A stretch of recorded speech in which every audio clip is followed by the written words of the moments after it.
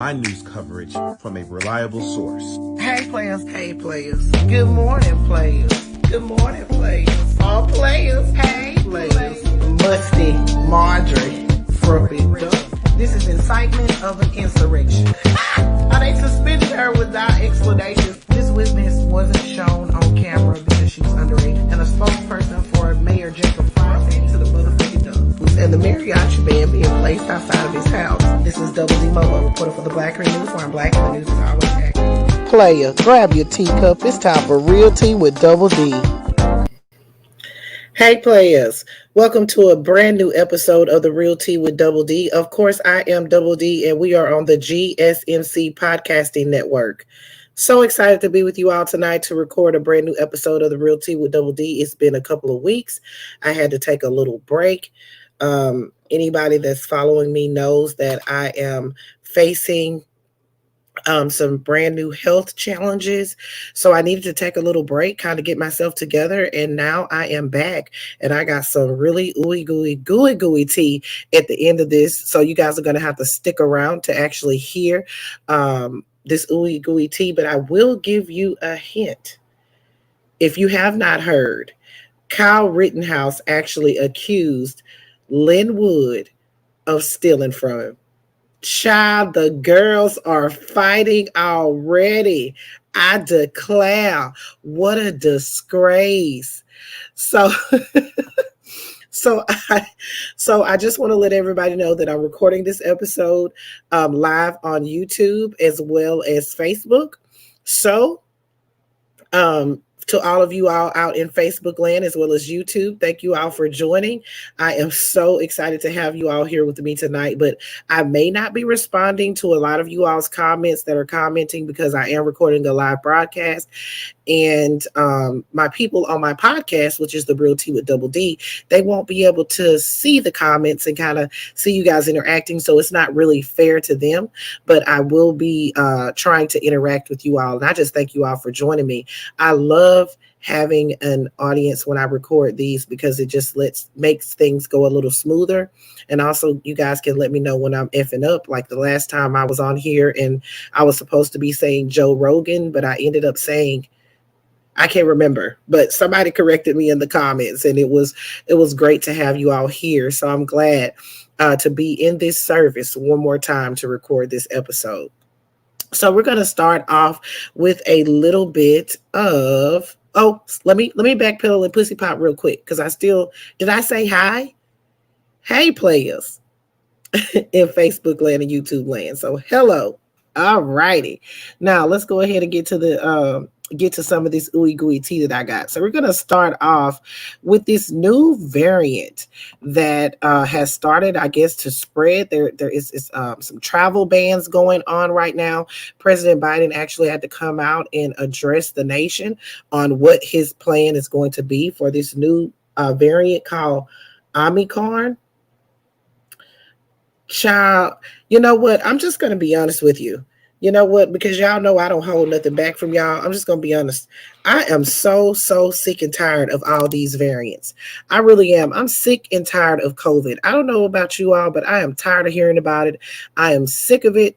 But you know what? It feels like we're never, ever going to get out of this. Every time we turn around, there's a new variant. Like we just kind of got Delta under control, at least for the most part I can see. And now there's another variant. I mean, are we ever going to get rid of this? The only chances that we do have is they say to get vaccinated. But my gosh, it just seems like we're never going to get to a place where people can start feeling safe again, because I don't know about you all, but I am still wearing my mask in public. I'm vaccinated, but I'm still wearing my mask. I'm still trying to social distance.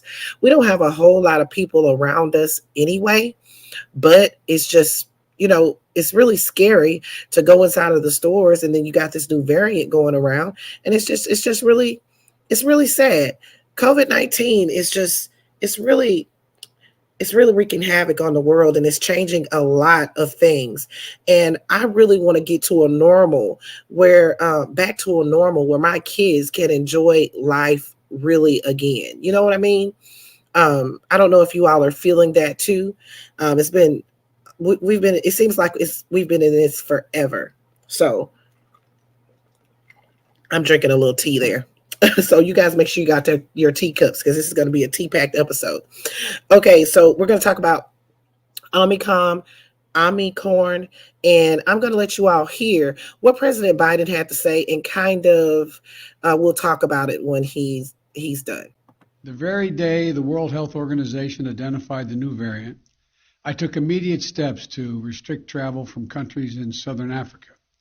But while we have that travel restrictions can slow the speed of Omicron, it cannot prevent it. But here's what it does. It gives us time. It gives us time to take more actions, to move quicker, to make sure people understand you have to get your vaccine. You have to get the shot. You have to get the booster. If you're sooner or later, we're going to see cases of this new variant here in the United States. We'll have to face this new threat just as we face those that come before it. This variant is a cause for concern, not a cause for panic. We have the best vaccine in the world, the best medicines, the best scientists, and we're learning more every single day. And we'll fight this variant with scientific and knowledgeable actions and speed, not chaos and confusion. In the event, hopefully unlikely, that updated vaccinations or boosters are needed to respond to this new variant, we will accelerate their development and deployment with every available tool. I want to reiterate, Dr. Fauci believes that the current vaccines provide at least some protection against the new variant, and the boosters strengthen that protection significantly. We do not yet believe that additional measures will be needed, but so that we are prepared if needed, my team is already working with officials at Pfizer and Moderna and Johnson & Johnson to develop contingency plans for vaccines or boosters if needed. Okay, so that is what President Biden is saying. Saying about this new variant. He's saying that boosters will help. I just got vaccinated in June, so I don't need a booster quite yet, but my mother did get hers, and she and also a good friend of mine, CB, she got hers, and really CB is like a mother to me. So both of my mothers actually got their boosters, and they didn't have many issues. So if it is time for you to get your booster, go ahead and take advantage of that. Also, social distance and wear your mask. It's very important that we follow the CDC guidelines and get vaccinated against this and try to create whatever protections that we can. Again, y'all, I'm just fucking sick of it. I mean, I know you all are too. I mean, it's just seems like it's going on forever and ever. Someone just said in the comments that it could be 10 years. My gosh, I don't want my kids to have to go through this for 10 years. You know, I can take it. It's just annoying to me, but I just want them to be able to have a somewhat normal existence, kind of like we did, you know, when we were younger, you know, going over to a friend's house, not having to worry about getting sick, going to school, not having to wear a mask, you know, stuff like that. But it's not enough for me to say, oh, I'm not gonna do anything about it. It's just really disheartening, and I would just like to get back to some sense of real normalcy. But we'll see. We'll have to see what comes out in the washing and the ranches of this, honey. Just make sure you protect yourself, get your booster if you can, and social distance, and wear your mask where you can. Okay. Now let's move on to the next subject at hand. The Supreme Court. They have been handing out these liberal rulings as far as the vaccine is concerned. They have been really hitting these people where it hurts. And I don't understand how they don't get that at some point in time, the vaccine is basically going to become a mandatory measure unless you have a medical exemption or something like that. And really a medical exemption or a religious exemption. And I mean, they are challenging those at this point. So the Supreme Court won't exempt Massachusetts hospital workers from a vaccine mandate. So today, so what happened was the Supreme Court turned away a group of healthcare workers who sought exemptions from their Boston-based hospital's mandatory COVID vaccine policy. The request was denied without a comment by Justice Stephen Breyer, who handles the emergency matters arising from that region. And I don't know if you remember, a few weeks ago, I told you guys about Amy Coney Barrett and Kavanaugh. Brett Kavanaugh actually denied an emergency request to stop people from getting vaccinated. I mean, to stop those vaccine mandates for those jobs. So 8 employees at a hospital called Mass General Inc. Were placed on unpaid leave or fired after refusing to take the vaccine.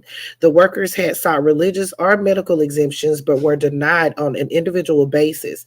The employer had granted 230 such exemptions in other cases.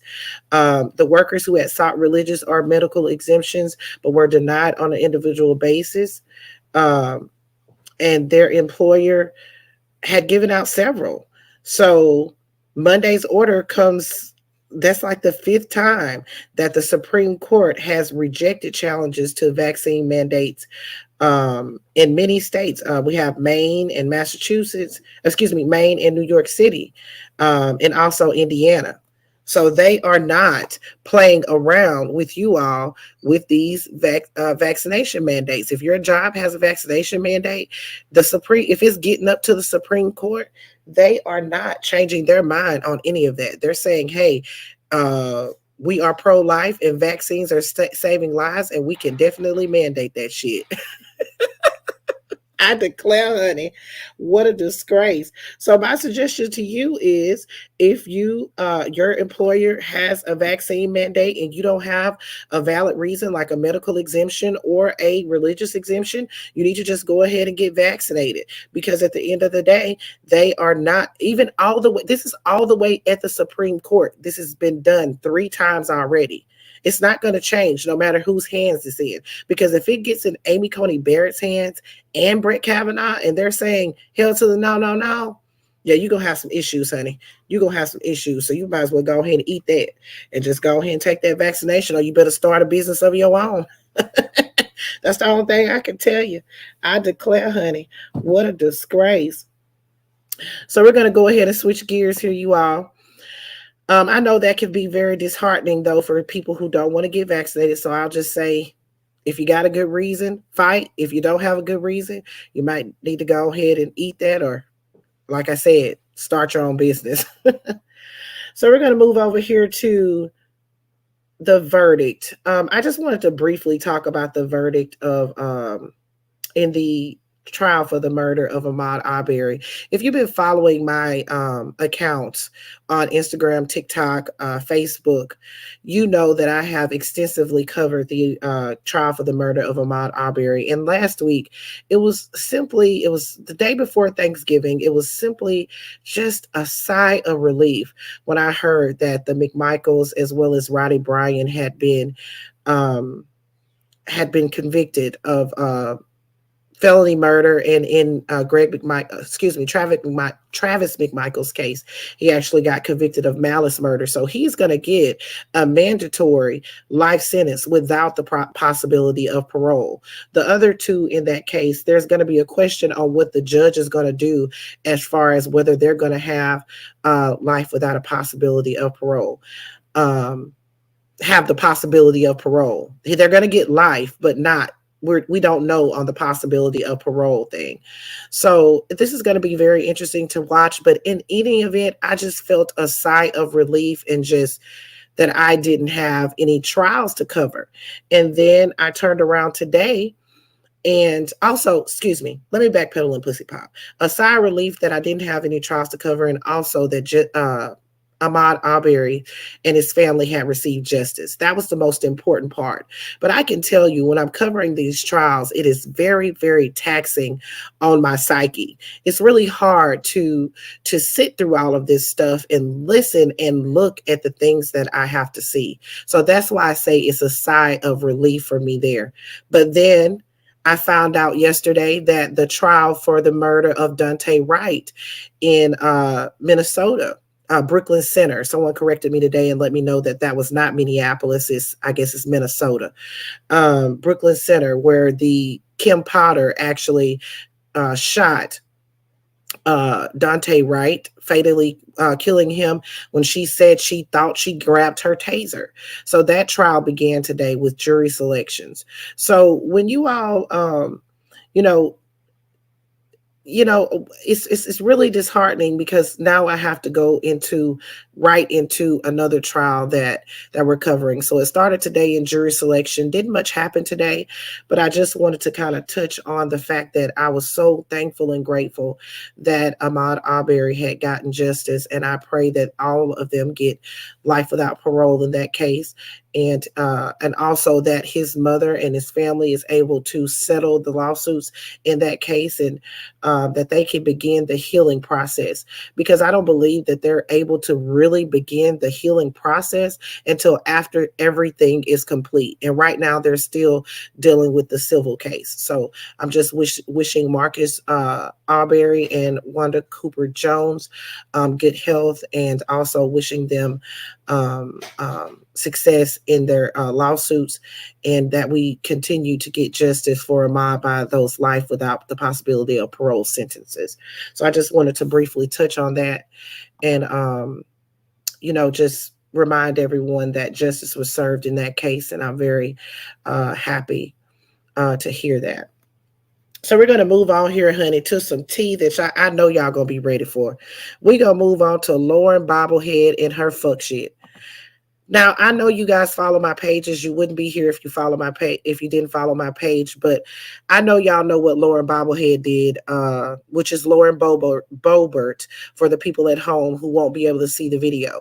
But she has been on a tirade against what she's calling the Jihad Squad, which is a racial slur, definitely. And she's been on another tirade against the squad. And the one that she's isolated right now is Ilhan Omar. She was out campaigning a couple of days before Thanksgiving. And this is what she said while she was out campaigning. She told a story about Ilhan. Actually, I have an Ilhan story for you. So, the other night on the House floor was not my first Jihad Squad moment. So I was getting into an elevator with one of my staffers, and he and I we're leaving the Capitol. We're going back to my office, and we get in the elevator, and I see a Capitol police officer running hurriedly to the elevator. I see fret all over his face, and he's reaching, and I'm like, "What? I can't. The door's shutting. Like I can't open it. Like what's happening?" I look to my left, and there she is, Ilhan Omar. Oops. And I said, well, she doesn't have a backpack. We should be fine. So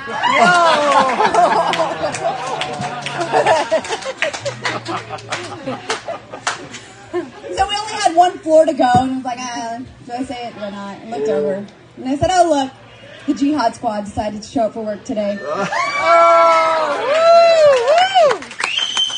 Don't worry, it's just her staffers on Twitter that talk for her. She's not tough in person. She doesn't, yes.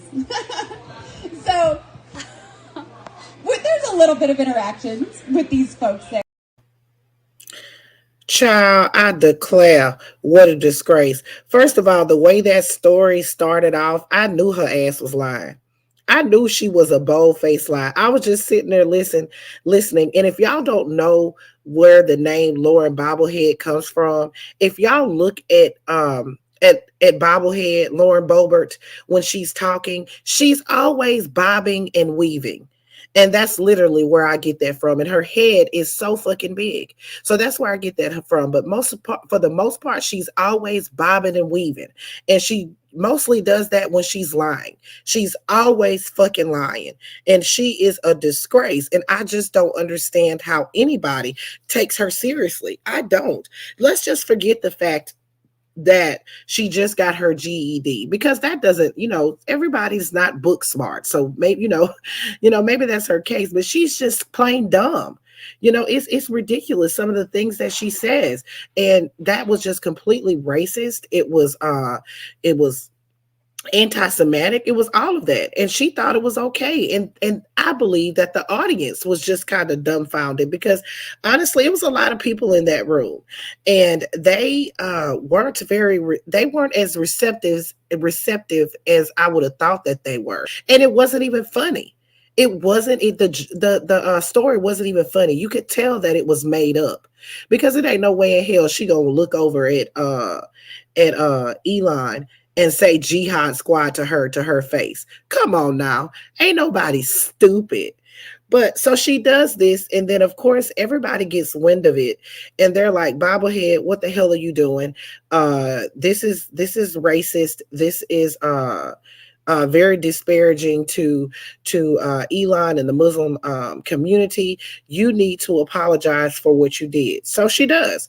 She issues an apology on Twitter, because let me backpedal a little bit. Also, people were saying that she needed to be censured and she needed to be removed from her committees.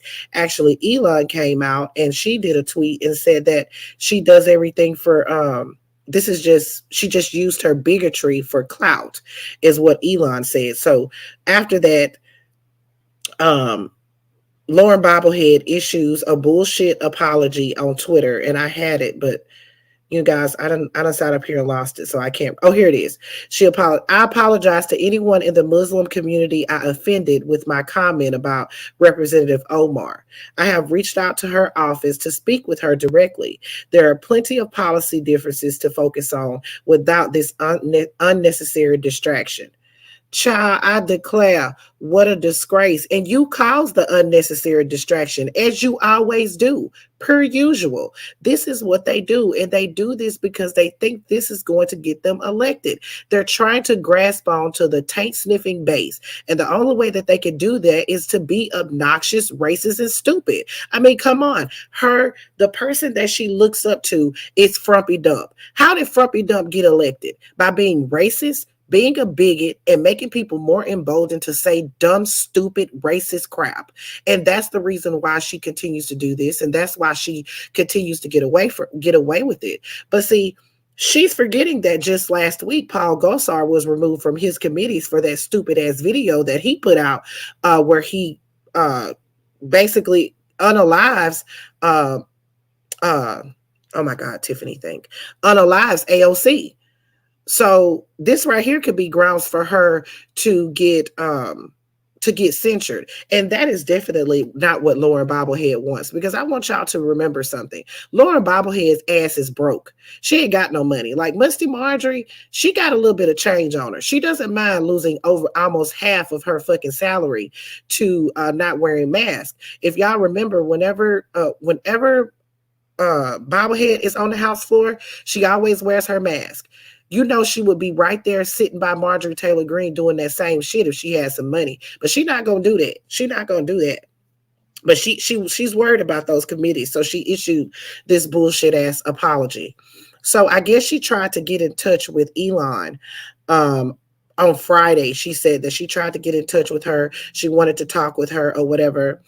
And I guess do her apology in person. So this is what Lauren Bobblehead said happened. Y'all, please look. If I gotta listen to this, y'all gotta listen to this shit. And please notice how she's bobbing and weaving. I'm sorry for you people at home. I mean, on the podcast, but please listen. Hey everyone, this is Lauren with a quick update on a phone call I had today with squad member Ilhan Omar. I had reached out to her Friday, and 3 days later I was able to connect with her on the phone because I wanted to let her know directly that I had reflected on my previous remarks. Now, as a strong Christian woman who values faith deeply, I never want anything I say to offend someone's religion. So I told her that, even after I put out a public statement to that effect. She said that she still wanted a public apology because what I had done wasn't good enough. So I reiterated to her what I had just said. She kept asking for a public apology. So I told Ilhan Omar that she should make a public apology to the American people for her anti-American, anti-Semitic, anti-police rhetoric. She continued to press, and I continued to press back. And then Representative Omar hung up on me. She a bold faced lie. She'll lie and the truth ain't in her. And she know damn well she didn't. Come on now. You know she didn't none of that happened. And exactly what I said, it didn't fucking happen. So Elon comes out and she has her statement. I wish that Elon would have recorded it because I really would have wanted to hear uh her stinking ass sit up there and lie. So let's find this statement here so I can put it up on the screen. So here's the statement from Elon. So she says, today I graciously accepted a call from Representative Lauren Boebert, bobblehead, in the hope of receiving a direct apology for falsely claiming she met me in the elevator, suggesting I was a terrorist and for a history of anti-Muslim hate. Instead of apologizing for her Islamophobic comments and fabricated lies, Representative Boebert refused to publicly acknowledge her hurtful and dangerous comments. She instead doubled down on her rhetoric and I decided to end the unproductive phone call. I believe in engaging with those we disagree with respectfully, but not when that disagreement is rooted in outright bigotry and hate. To date, the Republican Party leadership has done nothing to condemn and hold their own members accountable for repeated instances of anti-Muslim hate and harassment. This is not about one hateful statement or one politician.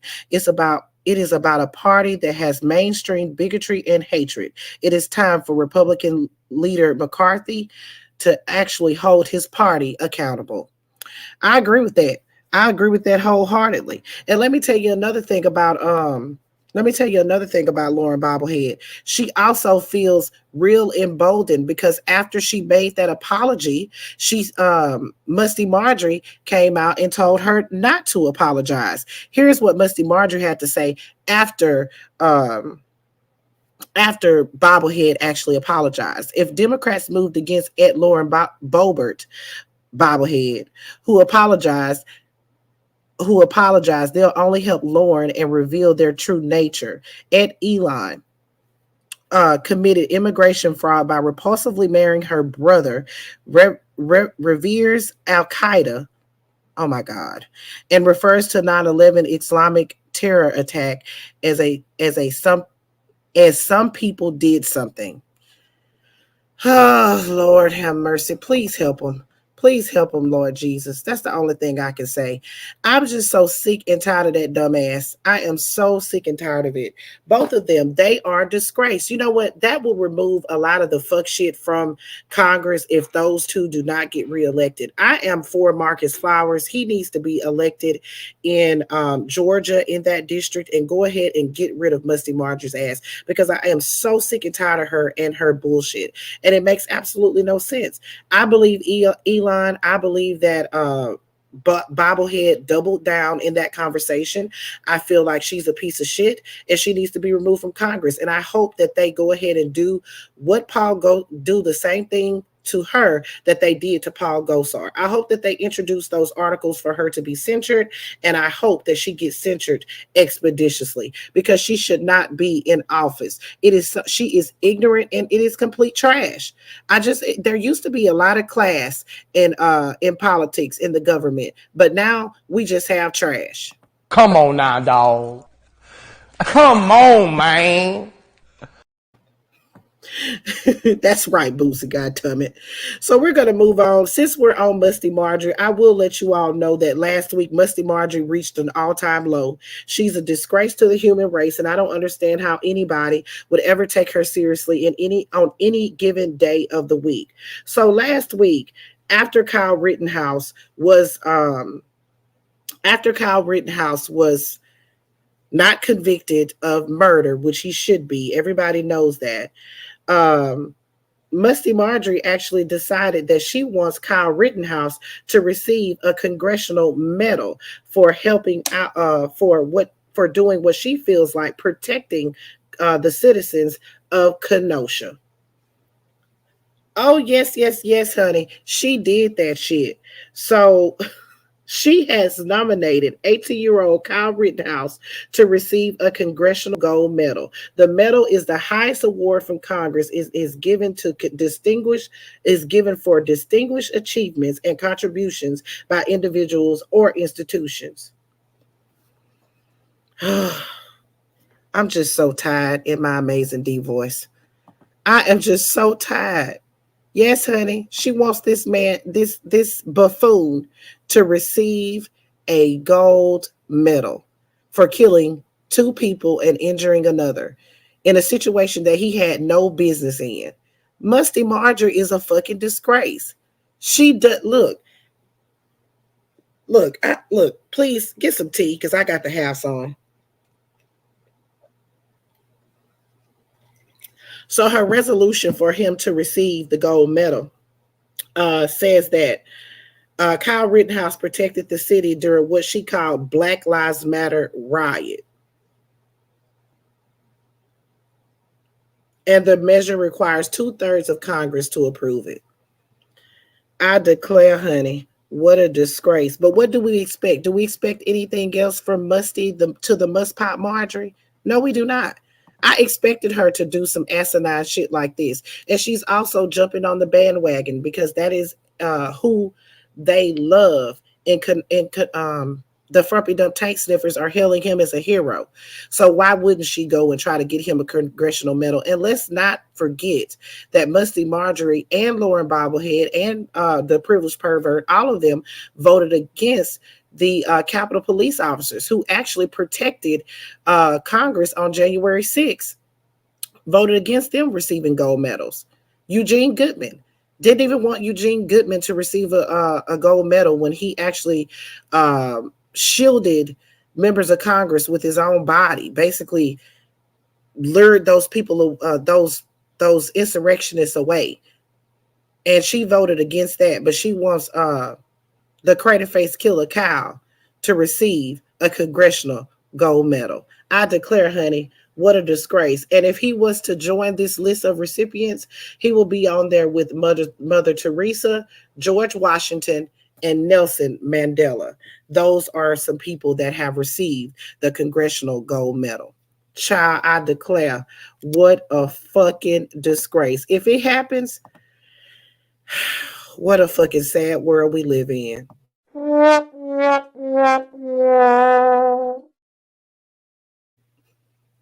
But y'all know that won't happen because the House is controlled by Democrats and they'll never let that happen. So, child, let's move on to the last thing of the night so I can go ahead and get out of here and I can go to sleep because I know y'all waiting on this ooey gooey tea. Now, I don't know if y'all heard about it, child, but Kyle Rittenhouse has been once again, I'm not going to call him Kyle Rittenhouse, crater-faced killer Kyle has been once again choosing violence. He already chose violence in Kenosha last year and murdered those people in cold blood, and now he's going after everybody who he feels like wronged him. Now, I will let you all know that there was a lot of rumors going around today that he filed some defamation lawsuits, and they actually a spokesperson for him, why would he have a spokesperson, but I digress, came out and said that he has not filed any defamation lawsuits as of yet against any organization or person, but I can guarantee you that it's coming, and it might end up being against some frumpy dump tank sniffers because Craterface Kyle actually accused Lynn Wood of stealing from him, and baby, Lynn Wood is 38 hot. Now, listen, I don't really like listening to Kyle Rittenhouse speak. He always sounds like he has a bunch of spit sitting in the back of his throat that he needs to swallow. But if I got to suffer through it, damn it, y'all got to suffer through it. So this is what he said to Tucker Carlson. Y'all pay attention to this shit. How long were you there? I was in jail for 87 days, and this follows in with Lynn Wood, Lynn Wood was raising money on my behalf, and he held me in jail for 87 days, disrespected my wishes, put me on media interviews, which I should never have done, which he said, oh, you're going to go talk to the Washington Post, which was not a good idea, along with John Pierce. They said I was safer in jail instead of at home with my family. And then after I'm bailed Your up, lawyer said that? My lawyer said that, John Pierce and Lynn Wood. 87 days is a long time to be in jail. It was it was very long. I lost a lot of weight in there. I since then gained it back. I know the feeling. Yeah.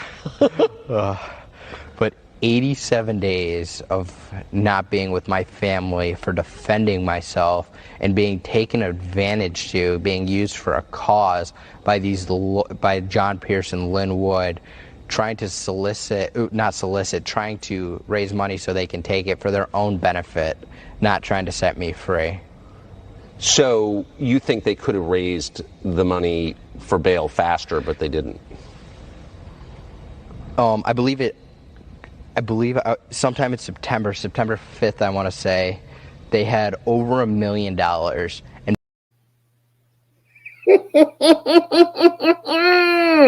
did y'all hear what the crater face killer said? He said that Lynn Wood was taking money for his own gain, child, his own gain. Baby, that did not sit well in Lynn Wood's spirit. So Lynn Wood is upset, honey. He is very upset, and he actually released some information, some text messages on Getter, and he actually released some emails and all of that. So let me pull that up for y'all. Child, this is a hot boo-boo shitty mess. Crater face Kyle, that's it. Look, Lolita says Kyle was safer in jail, so they could use him to raise more money for the taint sniffers. I can agree with that. But see, that is a part of Lynn Wood's argument. He's saying that Crater face Kyle was actually safer in jail. Honey, I declare, what a disgrace. So Lynn Wood is very upset about this, and he releases a series of emails and text messages between he and Tucker Carlson. He's very upset that Tucker Carlson did not push back against the thought of him actually, I guess, taking any money or raising money, not on raising money and not doing anything. Child, this is a rabbit hole. Come on, y'all. Let me get to it. Okay, so first things first, Lynn Wood actually sent out a demand email. An email to, I guess this is to Kyle Rittenhouse, and Tucker Carlson was CC'd on it. And it says that he demands that you hereby and immediately retract and correct your false accusations against me. If you do not do so, I will prove that you are right on point. Prove that you are right on. Hold on, this man can't even read. I will prove that you are right on one point you made on CNN. I will sue you. Govern yourself accordingly. That's what Lynn Wood is saying. I don't know what I will prove that you are right on one point you made on CNN. I will sue you. Child, I declare, what a disgrace. So he's wanting to sue Kyle Rittenhouse because Kyle Rittenhouse does not agree, says that he was stealing money from him, and says that he didn't apply the money right and conspired to keep his ass in jail so they can continue to collect money on his behalf. So Lynn Wood releases this email, and in this other email, he says he has all his expenditures that he has for Kyle. And he said that the fight back, which is what the hashtag and the little thing that they were using to raise money for Kyle, he says that they have to pay back $150,000 promissory note to Rick Schroeder, who loaned the Fight Back campaign that amount of money to reach, which was the final $150,000 required to get Kyle Rittenhouse out of jail by the end of November of 2020. So he's saying in November of 2020, they hadn't even raised enough money. They needed $2 million and they needed $150,000 more. And they actually borrowed the money from Ricky Schroeder. And Ricky Schroeder did not donate the money to Kyle. It was a loan, and they have a written promissory note. And Ricky actually made him personally guarantee that the money will be paid back, child. So Ricky Schroeder was supposed to be doing all these things for Kyle Rittenhouse when he was actually loaning money to him for this, according to this email from Lynn Wood. And then he's saying that Ricky Schroeder was trying to act like this was a good deed, but he was actually loaning money to Kyle Rittenhouse. He actually didn't give him any money. That's why they continued to raise money while Kyle was in jail and when he got out of jail. And they also had to raise money for his defense. They're saying that the Fight Back campaign also contributed almost $700 to Kyle's attorney's fees and the investigator and the production of the video compilation that was compelling evidence of his innocence. The Fight Back expended more funds for Kyle than donations specified by donors. And he said that he has a Texas lawyer that will fight back on that. And they have kept meticulous evidence of that fact. And they actually have followed the regulations of a 501c4, which is a nonprofit organization. And he's saying that he wants all of this information retracted.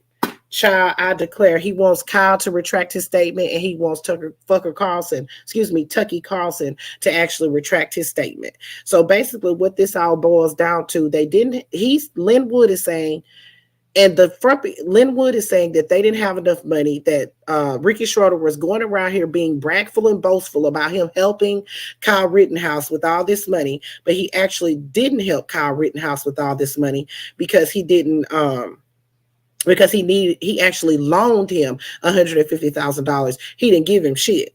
And then he's saying that the Fight Back campaign actually contributed $700,000 to Kyle's attorney's fees, investigator expenses, and production of a video compilation that was compelling evidence to his innocence.